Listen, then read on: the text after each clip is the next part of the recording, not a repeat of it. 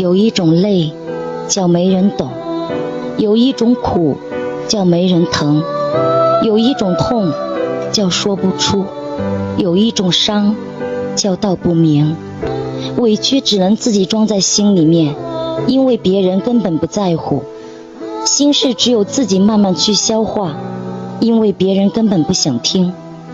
这个社会看你笑话的多，给你支撑的少；这个世道虚情假意的多，死心塌地的少。不是因为坚强才需要人懂，而是因为没人懂。别去打扰一个心里没有你的人，别去纠缠一个对你爱理不理的人。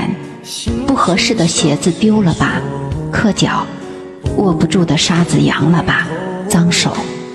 一个人主动太久了，心很累。如果三番五次主动联系，只是得到一个沉默的回应，那就别再卑微了自己，讨好了别人。总要学会给自己留点尊严。